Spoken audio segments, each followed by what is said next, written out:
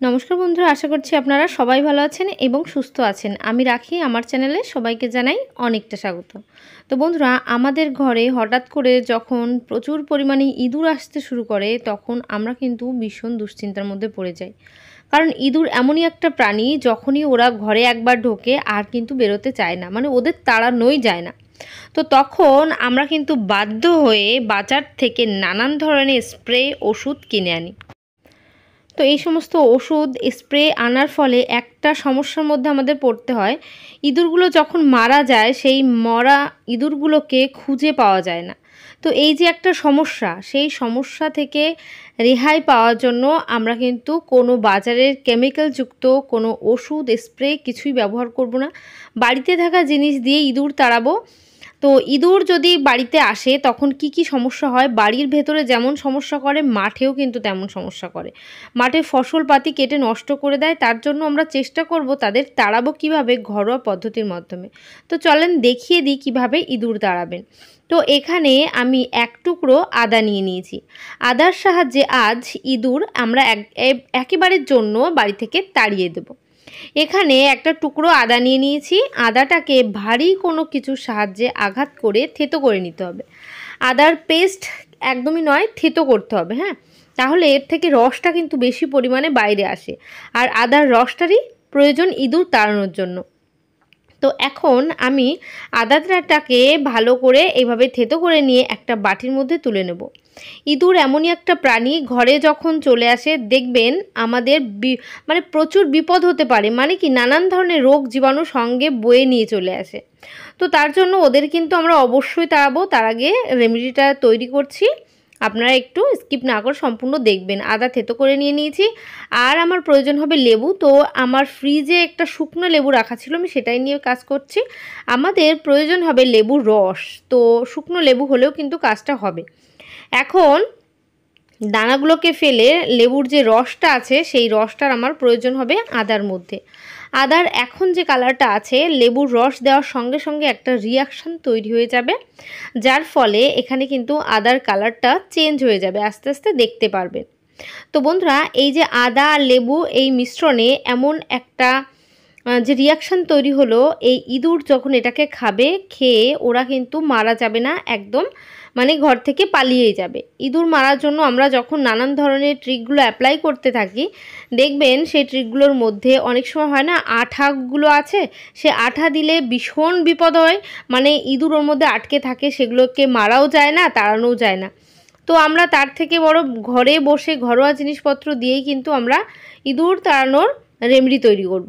এখন আদার মধ্যে লেবুর রস দিয়েছি, আদার কালারটা একটু চেঞ্জ হয়ে গেছে, তার মধ্যে দিয়ে দিলাম কিছুটা নারকেল তেল, আর দিয়ে দিচ্ছি বেসন। আপনারা কিন্তু এর মধ্যে আটা অ্যাড করতে পারেন, আটা, ময়দা, বেসন যেটা ইচ্ছা সেটাই অ্যাড করবেন। তো আমি এখানে কিছুটা বেসন দিয়ে দিয়েছি। বেসনটাকে এবার হাতের সাহায্যে বেশ ভালো করে মানে মাখিয়ে নেব, এটাকে মিশিয়ে একটা ছোট্ট ডো মতো তৈরি করে নেব। তো এই যে ছোট ডো মতো তৈরি করার পর কিন্তু এটার সাহায্যে ইঁদুর পালাবে। ইঁদুর ঘরে যখন চলে আসে বিপদ তো অবশ্যই হয়, সঙ্গে নানান রোগ জীবাণু বহন তো করছে। ইঁদুর যখন মারা যায়, ওরা যখন দেখবেন আমরা খুঁজে পাই না, কোথাও গিয়ে পচে যায়, তো ওর থেকে না বিভিন্ন ধরনের জীবাণু বেরোতে থাকে, মানে ছোট ছোট পোকামাকড় জন্মাতে শুরু করে দেয় বেশি দিন যদি ইঁদুরটাকে না খুঁজে পাই। তো ওর থেকে কিন্তু নানান রোগ জীবাণু আমাদের ছড়াবে। তো সেগুলো বাড়িতে ছোট বাচ্চা হোক বড় হোক সবারই স্বাস্থ্যের পক্ষে কিন্তু ভীষণই ক্ষতি।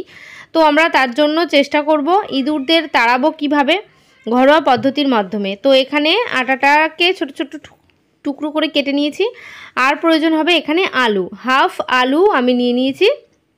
আলুর এই হাফ অংশটাকে আমি ছোট ছোট 4টে টুকরো করে নেব।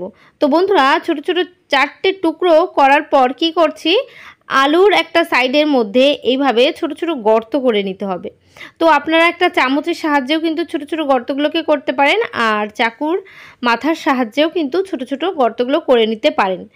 দেখুন, যখন সবজি পচে যায়, আলু অনেক সময় পচে যায়, একটা সাইড পচে যায়, তখন সেই আলুটাকে না আমরা খাই না, ফেলে দিই। কিন্তু এই ইঁদুরের আলু কিন্তু ভীষণ পছন্দের একটা খাবার, ওরা আলুটা খেতে চলে আসবেই। তো যখনই দেখবেন এরকম আলু এক সাইড পচে গেছে, সেসব আলু খাচ্ছেন না, এই ধরনের কাজে ব্যবহার করতেই পারেন। আলুটাকে গর্ত করে নিয়েছি একটা সাইডে, সেই গর্তের মধ্যে আটার দলাটা দিয়ে আমি ভরাট করে দিচ্ছি।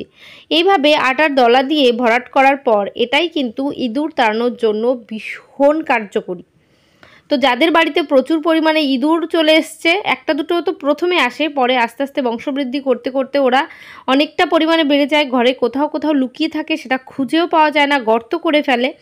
তো গর্ত থেকেও উঠে চলে আসবে, কারণ ওদের পছন্দের খাবার এই যে আলু এর মধ্যে আটা অথবা বেসন দিলে সেটাও কিন্তু খুবই পছন্দের খাবার। তো এই পছন্দের খাবারগুলো যখন ওরা পাবে, কোনো গর্তের মধ্যে লুকিয়ে থাকতে পারবে না, এর ঘ্রাণেই ওরা কিন্তু বেরিয়ে আসবে। আসার পর এটা যখন খাবে, খেয়ে ওরা একদমই সহ্য করতে পারবে না, শরীরে এতটাই অস্বস্তি হবে, পালিয়ে যাবে। তো এখানে তেলও নিয়ে নিয়েছি, তেলের ফলেও কিন্তু একই রিয়াকশান তৈরি হবে, ইঁদুর একদম সহ্য করতে পারবে না। তো এখন গ্যাস ওভেনের উপরে নিচে দিয়ে দেব একটা করে আলু, কারণ রান্নাঘরেই ইঁদুরের সবথেকে বেশি দেখা যায়, কারণ খাবার দাবার সমস্ত কিছু রান্নাঘরে থাকে। তো এখানে একটা দুটো টুকরো আমি দিয়ে দিলাম। আর কি করছি, রান্নাঘরের যে জানালাটা আছে সেই জানলা দিয়েই কিন্তু ইঁদুর রাত্রের দিকে আসে। তো সেখানে একটা বল দিয়ে দিয়েছি, যেখানে গ্যাস সিলিন্ডারটা রাখা থাকে পেছনে যে অন্ধকার জায়গাটা, সেখানে ইঁদুরদের বাসস্থান হয়, সেখানেও দিয়ে দিয়েছি। এবং আমাদের যে দরজাটা আছে, সেই দরজার নিচে দেখবেন একটু ফাঁকা যদি থাকে, ছোট্ট ছোট্ট ইঁদুরগুলো না এই ফাঁকা জায়গা দিয়ে ঢুকে যায়।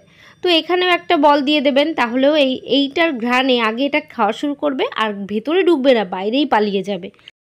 আমাদের যে মেন গেটটা আছে, মেন গেটের এইখানটাও একটা দুটো বল আলু দিয়ে দেবেন, তাহলেও এটা খাবে, এরা আর কিন্তু ঘরের ভেতরে ঢুকবে না, বাইরেই পালিয়ে যাবে। যেখানে খাবার দাবারের কৌটাগুলো রাখা থাকে, মশলাপাতির কৌটা, সেখানে ইঁদুরদের ঘোরাঘুরি করতে দেখা যায়, তো সেখানেও দেবেন। এমনকি আমাদের আলমারির নিচ দিয়ে প্রচুর যাওয়া আসা করে, দরজার পেছনে, ফ্রিজের পাশে ইঁদুরের দেখা যে সমস্ত জায়গায় যায়, সেখানে আলু এবং এই ছোট ছোট বলগুলো দিলে তাহলে ইঁদুর অবশ্যই এটাকে খাবে, খেয়ে ওরা মারা যাবে না, পালিয়ে যাবে একেবারের জন্য। দীর্ঘ 5 বছর পর্যন্ত আর ঘরে একটা ইঁদুরও কিন্তু আর আপনারা দেখতে পাবেন না। দরজার পেছনেও দিয়ে দিলাম, আলমারির নিচেও দিয়ে দিয়েছি, এবং দরজার যে সমস্ত জায়গাগুলো দিয়ে দেখতে পান ইঁদুর আসছে, সেখানেও দিয়ে দেবেন। তো বন্ধুরা, আশা করব আমার টিপসটা আপনাদের অনেকটা কাজে আসবে। ভালো লাগলে অবশ্যই কিন্তু জানাতে ভুলবেন না। তো আজকের ভিডিও এখানে শেষ করছি। সবাই ভালো থাকবেন, সুস্থ থাকবেন। তো বাই, টাটা, আবার নেক্সট ভিডিও দেখা হবে।